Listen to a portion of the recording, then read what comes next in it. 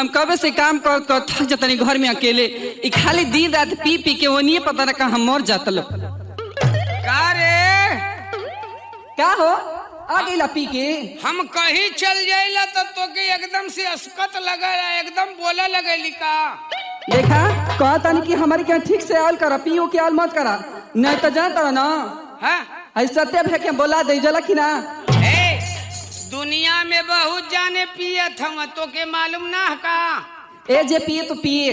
लेकिन हमरे आगे कुल ना चल पिए अलुअल काहे रे का बात है का बात है हाँ हाय घर में हम खतर खतर तो मर जाता नहीं आ तू खाली दिन रात पी पी के भट्टा पे सुतल तल बोला मान ले खटत यही केकर मेहरारू ना खटली रे तो शिकायत हम सबसे करब हाई साउंड वाला जोगिंदर भैया बाना ना हाँ उन्हों से शिकायत करब अच्छा। सत्य भैया से करब हमारा अनिल कुमार बेंजी वाला उनको से शिकायत करब अच्छा सबसे करबी आई हमें देखा नगरची भैया बैठल बानो मुलाल भैया समेदा वाला इनका से तो जरूर कहब आ दलसिंगार भैया तो बटले बड़ा बड़का हमार अच्छा और का सत्या ऑर्केस्ट्रा वाले हम उनहु से कहब काहे ना कहब कहबे करब कहबी हां मरबो ना गलवा से चपलवा ला ले अब भाई तू बड़ बड़ के बोलबा का बढ़ के बोलत है रे त ऐसन इतना बड़ी बड़ी बात करत है आ सबके बोला ले बिकात काहे ना बोलाई आ जाई हां हां काहे ना है का पहले कर रखले रहना बड़ी मार मार बन बोलबा उन लोग बारे में ना वो लोग बहुत शरीफ लोग है जला कि ना अच्छा शरीफ हवा और का तब काहे कहत है बोलबावे के त का करी तहरी गुरहन देख के हमरा के ना कुफुत हो गइल बा एकदम से त कतना तक खड़ दे ले बताओ त आई घर में सगरी काम बहरे से भीतर हम ही ना करतानी कि तोरो के बा करे वाला अच्छा बाहरों का करत है और का अब भीतरों का करत है हां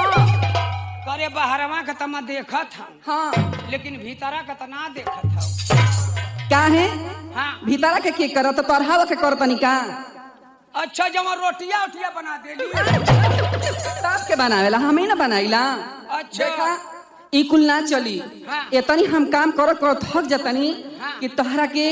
हमारे को काम करे के पड़ी का बताई का करे के पड़ी रे करबा ना हां कह देब ठीक बा हां पहले वादा करा कि करबा करब लेकिन यो बात करे लाग रही तो करब अरे करे लगबा हो आ नहीं तो छोड़े लाग रही तो छोड़ दे ना हो ऐसा बात ना हाथ करे वाला बा क्या करे के बा खाली थोड़ी सा ना हाँ। देखबा का बताई हो हम ना पैर में बड़ी तेज दर्द करता अच्छा तनी हमार पैर दबा चुप ई बताओ कि मेहरारू का पैर या गोड़ केहू दबौले हरे हे भगवान आजकल तो सब लोग दबावता पूछ ला सत्य भैया से दबावता कि ना लोग कहो सत्या भैया तू दबौले हुआ का लड़ुआ आदमी नाना हवा ये मर्दावा अरे साउंड वाला जोगिंदर भैया से पूछ लो जोगिंदर भैया और का तू दबौले हवा का मेहरारू का गोड़ अरे भैया तू हरी ले तो बढ़िया तब केहू रड़ुआ ना बा ऐसे कहता रहा उनका के ना कहे के ऐसन बात है ना का? तू रड़ुआ ना हम उमरद हम अच्छा तब का जनबी का ऐसन के तो मर्दे लोग ना आज के जमाना में दबावेला ये कलजुग बा ना मेहरारू का गोड़ी लोग ना दबौले हम मेहरारू ही ना लोग का गोड़ दबौले अरे बाप रे बाप ये उल्टा जमाना आज का चल गल बा ये हमार राजा का हर जो नहीं त मरबो इतना मार भले यही जे पिटा जइबो त का कर तो तू हमार गोड़ ना दबाइबा नाही रे ना दबाइबा ना दबाई तो ना दबाई जाना तो ना तेरिया चली तो दइयो ना जलनो ए आ तो से हम गोड़ दबवा लेई हां तो हमसे तो से देख मैं तो से बियाह कैले हूं अतमो से शादी कैले है अरे पागल बियाह शादी दोनों एके ना भाई काहे ना दू ठे होला खा ले अरे ई बता दू ठे ना भइले एक ठे बियाहवा होला कि ना अरे वही के बियाह वही के शादी कहल जाला पहले होत रहे बियाह फिर बाद में गौना होत रहे गौना होत रहे अरे पहले शादी रह आ पहले बियाह रहे अब का होला शादी विवाह हाँ शादी बियाह हाँ तो बियाह में का होला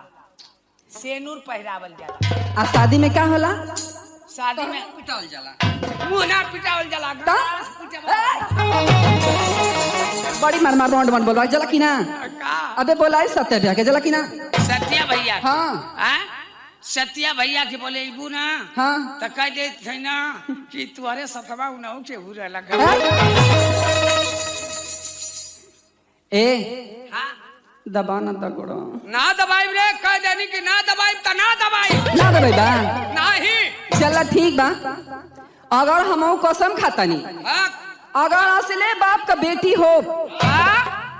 असल बाप की बेटी हो हाँ तो तारा से गोड़ दबा असल बाप का बेटी हो हाँ तो हम हमार मेहरारू है कि ऐसा कहती और क्या कि असल बाप का बेटी हो हाँ तो तोसे गोड़ दबवा दे दबवा ले हो गुस्सिया के तो हम खुनसा के कहा था असले ससुरे का दामाद हो अच्छा तो तोर गोड़ ना दबाई ठीक बा हम जात हई हर जोता हाँ अत एक काम करी है कि लिट्टी में गोईठा लगा के लेके आई अरे पागल लिट्टी में गोईठा ना हाँ गोईठा चूल्ही में लगा के लिट्टी सेक के लेके आई हाँ अहे हाँ आ वही पे तोरा के एगो हई का होला बैगन होला ना हाँ ओकर चोखा बना ले आ ओहि पे एगो भड़ुआ मरचा ले ले ठीक है ठीक बना सुना तुहार पतोहिया तू घरे रहिया आ ऐसन की एक काम करिहा कि बाल बाल लहना गैया के खियैहा आ निसुआ पर बैठ के अपन भदेली खजुआइहा हे भगवान अब तो कसम तो हम खाइए ले ली लेकिन गोड़ दबाई तो कैसे दबाई मर किनौना से आ कुछ तो उपाय करे के पड़ी आ कहला खाना लेके आवा ठीक बा लेके चलते देखी कहाँ हर जोता ना